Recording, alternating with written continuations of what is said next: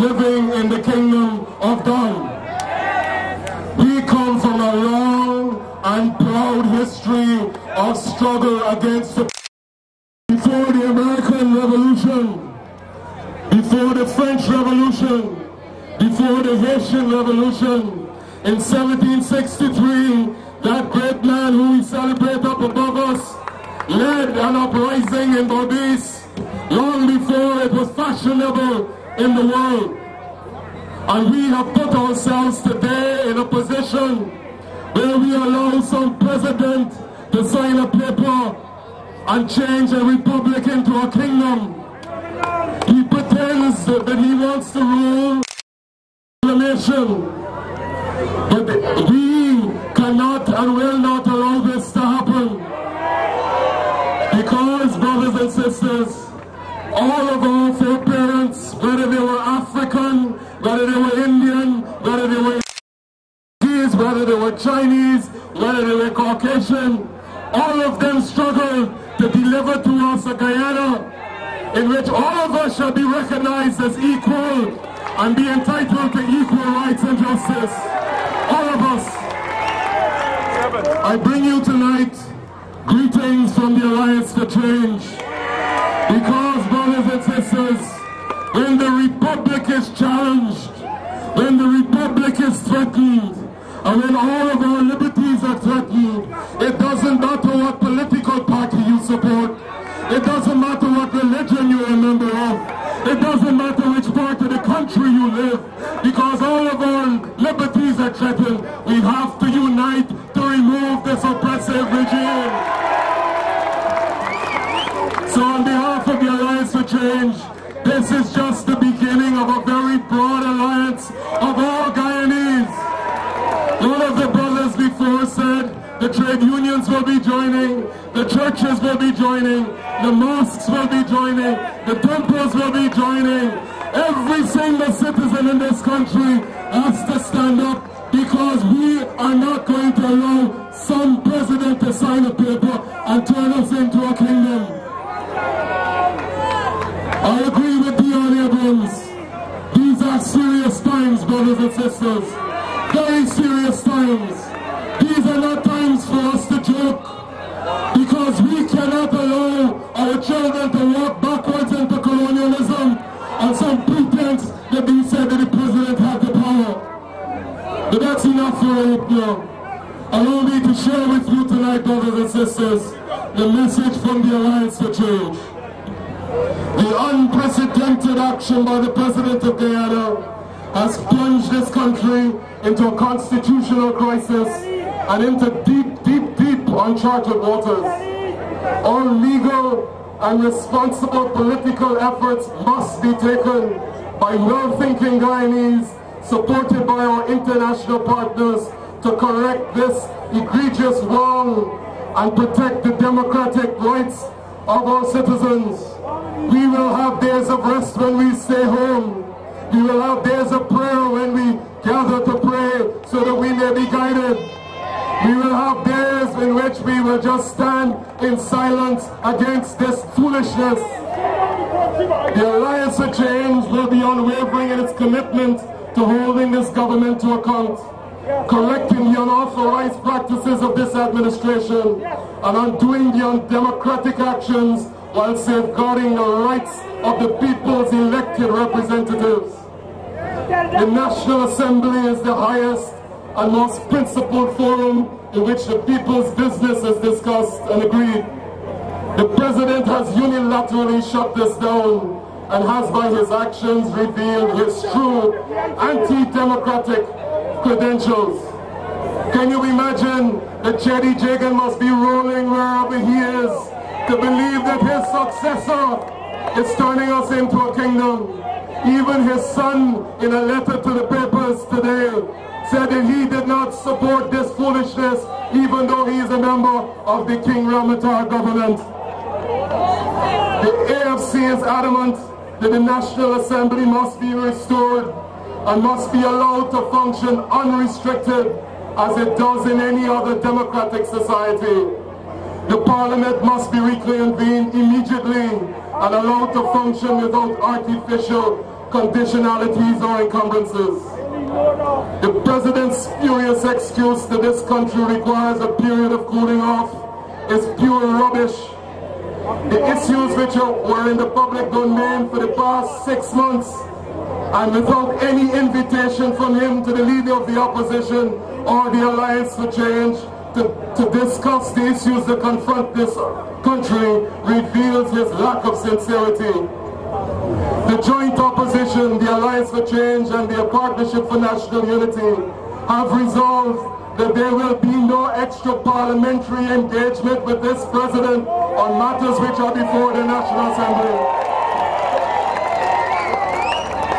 We also wish to advise you and the rest of the general public that during the period of prorogation, only expenditures permitted by the Constitution during the period of dissolution will be accepted, and we will be watching them carefully to protect the Treasury.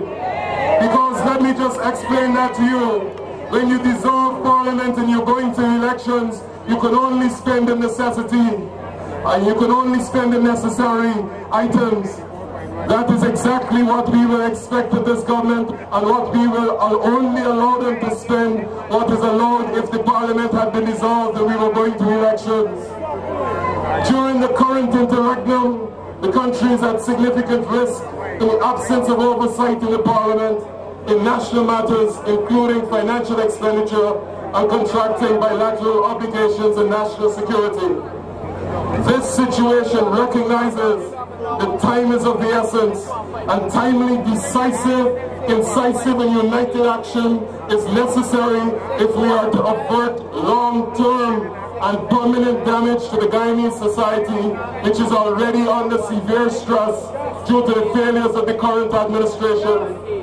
We have and we will continue to alert the international community, foreign missions and international friends and domestic businesses that any contract other than the contract for the supply of essential goods and services entered into by this present administration during the period of prorogation will be subject to review and possible rescission upon the election of a new administration.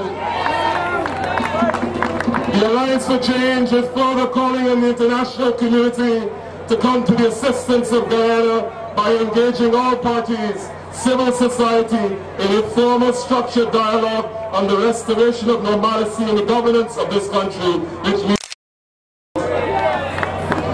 this is the best that can be achieved by our international partners, assisting by hosting mediation sessions with all stakeholders at the table in an effort to arrive at an acceptable and credible way forward out of this crisis by restoring the National Assembly. My friends, I now turn my attention to the way forward and place on record the Alliance for Change's fundamental pillars of our approach to getting out of this national quagmire and achieving sustained development.